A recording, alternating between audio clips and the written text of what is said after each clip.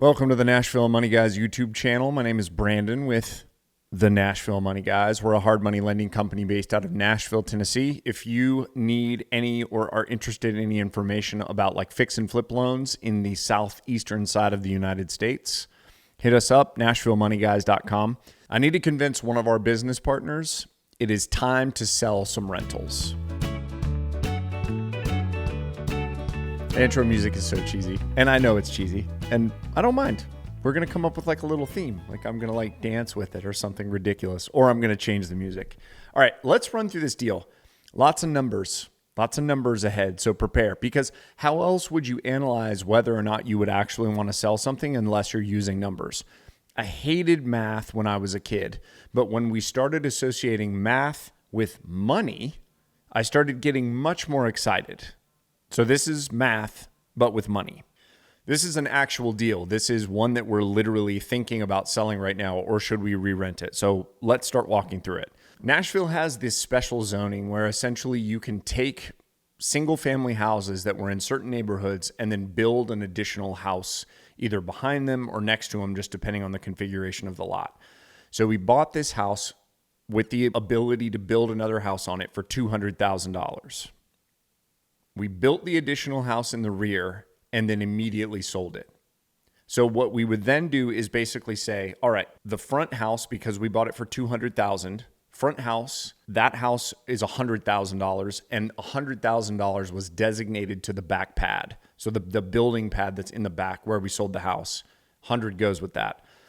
And what we end up with, kind of our like mental process at the time was awesome. We end up with a rental that we're into for like really cheap.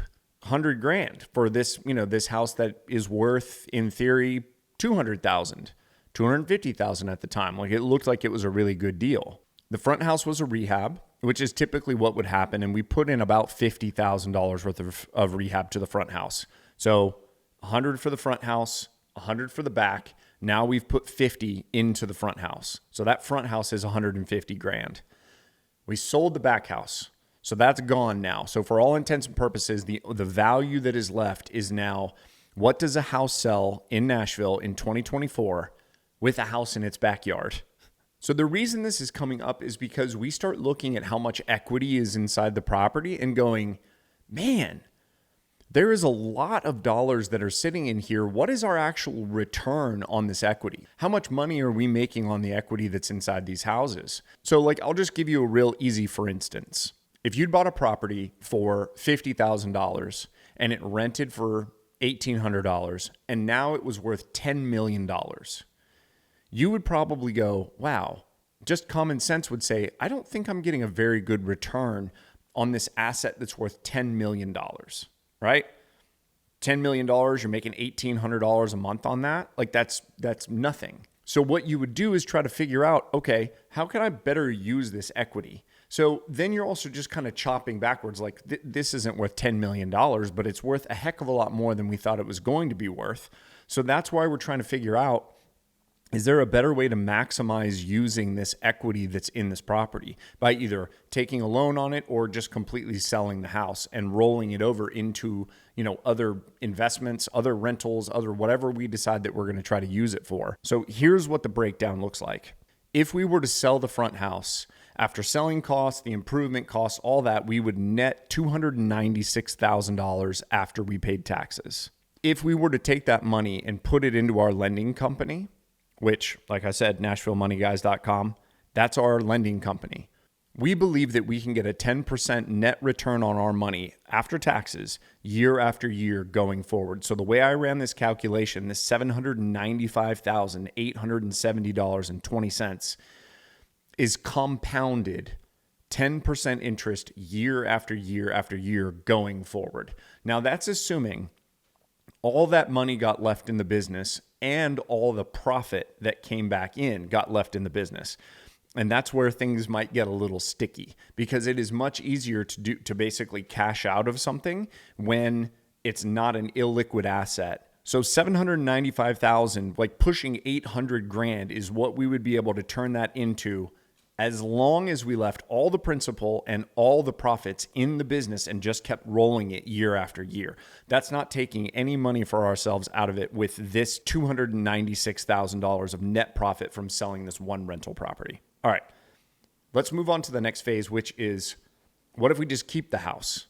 We're just going to keep it. And what if the house appreciates 3% a year on average for the next 10 years? So we're using that same timeline, a 10-year period. I am only doing this based on the value of the house appreciating 3% a year on average. And then I've got the next metric, which is what if it only appreciates 1?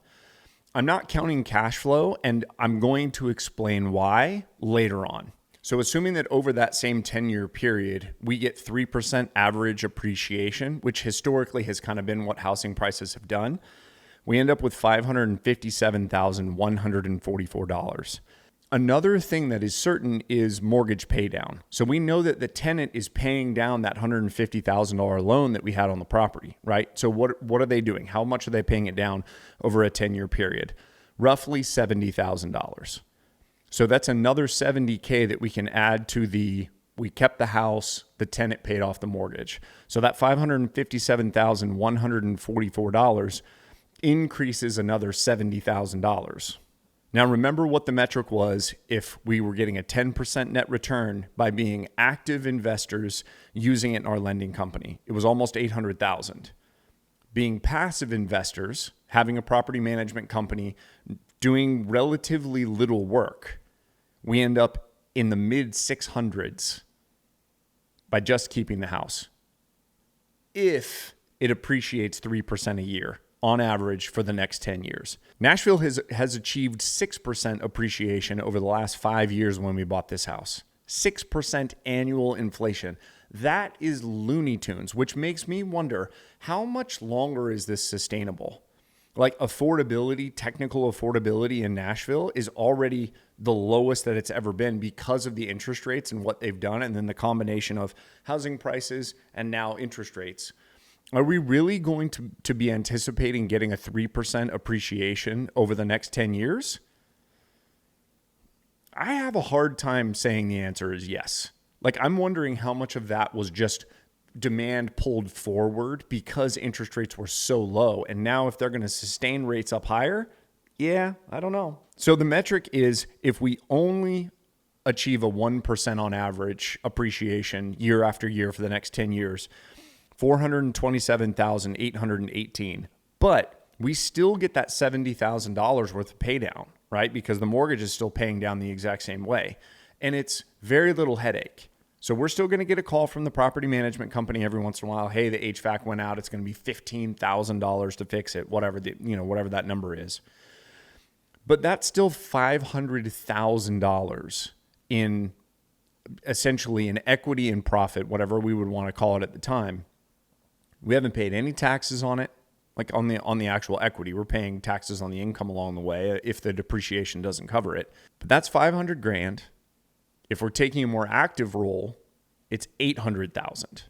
What if I said that this was only one of the properties we were thinking about doing this with, and we had 10 other ones?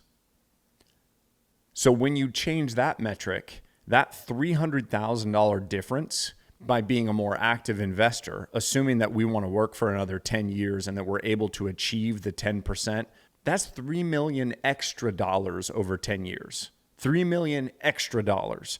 Now, what if we went active, but we started taking some salary off there? That's going to chop into that a fairly significant amount. Is it still going to be better to peel off some of the rentals? That's not our whole rental portfolio. That's not us saying we're going all in on lending. That's us selling a chunk of the rentals and then moving that cash over into the lending company so that we can start basically churning and trying to maximize a little bit more. I just have such a hard time believing that Nashville is going to continue to appreciate year after year at 3, 4, 5, 6% like it has because of rates where they are and just because of general unaffordability and demand. Maybe I'm wrong. I've been wrong at almost every turn. When COVID came in, we were like, oh no, and we got a bunch of cash and we just sat and waited because we knew, here come the deals. No deals, rocket ship. The good news is I don't think there's a wrong answer here. I think it's just what's the best way to maximize? Like, are we turning little greenhouses into big red hotels? And what method we're choosing to do that? Like, are we just going to buy more greenhouses? Or are we going to try to actually convert some of the stuff into red hotels? That's kind of the conversation that's going on in our business right now, because it would be very easy to just kind of leave everything in place, let it pay down. We've got predictability. We've got good long-term loans on the majority of the stuff that we have, which is a huge deal. We're not, we don't have a ton of houses that have 8, 9, 10% mortgages on them.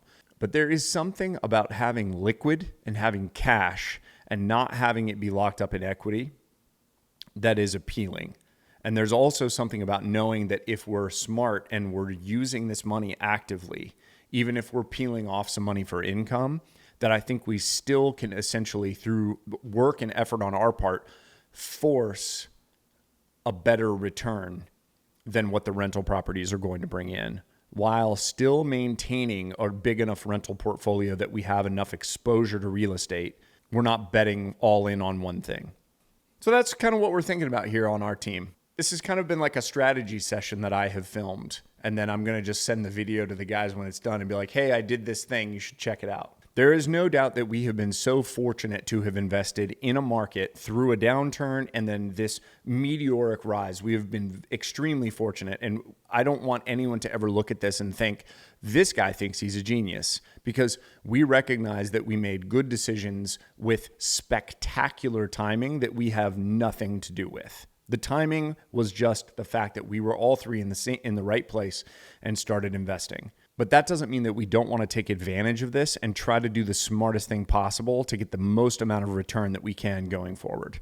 If you are interested in funding for your next fix and flip, please check us out, NashvilleMoneyGuys.com. Thanks for being part of the session. I appreciate it. Hey, subscribe if you haven't already. I'm Brandon McDonald.